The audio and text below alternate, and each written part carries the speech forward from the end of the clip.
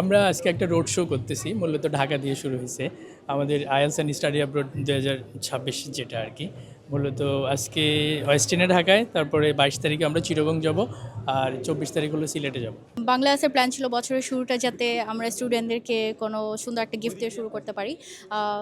সেই প্ল্যান থেকে আসলে আমরা যাতে নেক্সট ইনটেকগুলো স্টুডেন্টরা মিস না করে, সেখান থেকে আমাদের একটা রোড শো প্ল্যান হয়, যেটা হচ্ছে আমরা আমাদের যে 3টা ব্রাঞ্চ আছে ঢাকা, চট্টগ্রাম এবং সিলেট, এখানে আমরা স্টুডেন্টদের জন্য অনেক অফার্স রেখেছি, যেখানে হচ্ছে ওনারা আইএলস রিলেটেড কিছু অফারও পাচ্ছেন, আবার পাশাপাশি হচ্ছে স্কলারশিপ অপরচুনিটিসও থাকছে।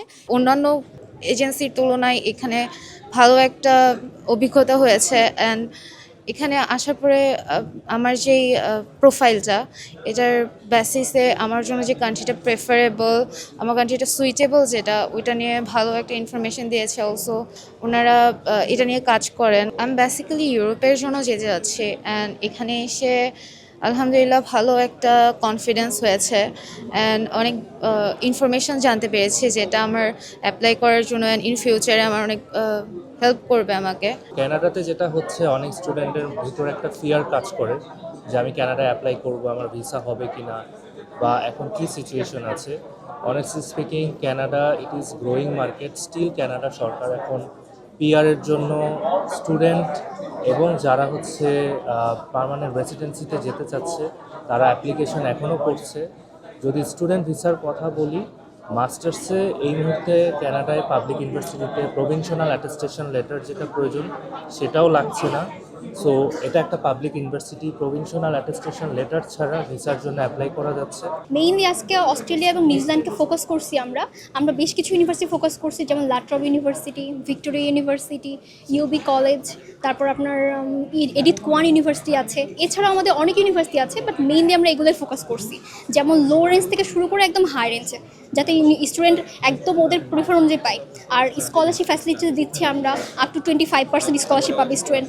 আগে থেকে অনেক স্বপ্ন যে আম্মু আমি পড়ালেখা করে একটু বাইরে যাওয়ার জন্য খুব আমার আশা ভরসা, একটু চিন্তা ভাবনা, তাই এই জন্য আমি আসছি এখানে। যথেষ্ট পরিমাণ চেষ্টা আমার থাকবে, আর ওরও চেষ্টা থাকবে, আর বাকি আল্লাহর উপর ছাড়িয়ে দিছি। আমরা এখানে আজকে ইউকের একটি পাবলিক ইউনিভার্সিটি, আমি বেসিক্যালি ইউকে একটি public university of south West, যেটা ওয়েলসে অবস্থিত, সেই ইউনিভার্সিটি রিপ্রেজেন্ট করছি। এবং ইউকের বিষয়ে কিছু মিথ আমাদের স্টুডেন্টসদের মাঝে যেটা আছে, যে ভিসা হচ্ছে না, বা টিউশন ফিস বেশি, এবং পার্ট টাইম জব বা জব স্কারসিটি ইউকেতে অনেক। এটা অ্যাকচুয়ালি রিয়েল না, কজ ইউকের যে বর্তমান পরিস্থিতি, এখানে প্লেন্টি অফ জবস এবং অপরচুনিটিস আছে। স্টুডেন্টসরা, গুড নাম্বার অফ স্টুডেন্টস প্রত্যেক বছর ইউকেতে যাচ্ছে, এবং ভিসা প্রসেসিং যেটা, এটা ফেক স্টুডেন্টস বা ফেক ডকুমেন্টস যারা আছে তাদের জন্য হার্ড হয়েছে। বাট যারা genuine students, those who want to study in UK and want to get quality degree from UK, so তাদের জন্য এই ইউকের ডেস্টিনেশন ইজ ভেরি ফ্লেক্সিবল। আমার ইচ্ছে আছে নিউজিল্যান্ডে যাওয়ার জন্য, আর আদার্স কান্ট্রির জন্য তথ্য নিয়েছি, তারা সুন্দরভাবে আমাকে সব জানিয়েছে। তো আমার যদি ওরকম বেনিফিট পাই ওইখানে যাওয়ার মতন, তাহলে আমি ট্রাই করবো অন্য আদার্স কান্ট্রিতে যাওয়ার জন্য। সেখানে আসছি কিছু তথ্য জানার জন্য। আমার জন্য ভালো হয়েছে, অনেক তথ্য আমি জানতাম না, সেটা এখানে এসে আরও তথ্য জানছি আমি। এইখানে আস্থা আগে থেকে আমি যতটুকু তথ্য জানছিলাম, যে তো ওইখানে স্টুডেন্ট হবার পরে আমি যতটুকু দেখেছি, এখানে ট্রাস্ট ইস্যু প্রবলেম নেই, ট্রাস্ট করা যায়।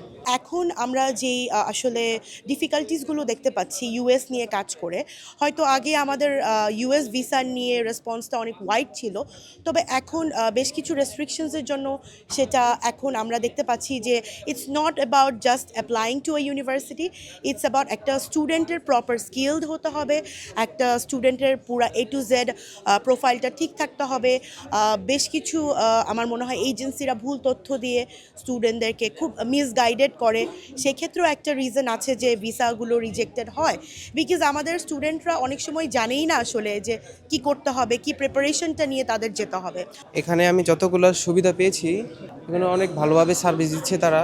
তারপর আসলে আমি এসেছিলাম এখানে মানে বিভিন্ন দেশ সম্পর্কে জানার জন্য, আমার যোগ্যতার ভিত্তিতে কিভাবে কোন দেশ আমাকে যোগ্য হিসেবে নিবে, এবং আমি আসছি এখানে ব্যাচেলরে ইঞ্জিনিয়ারিং সাবজেক্ট রিলেটেড পড়ার জন্য।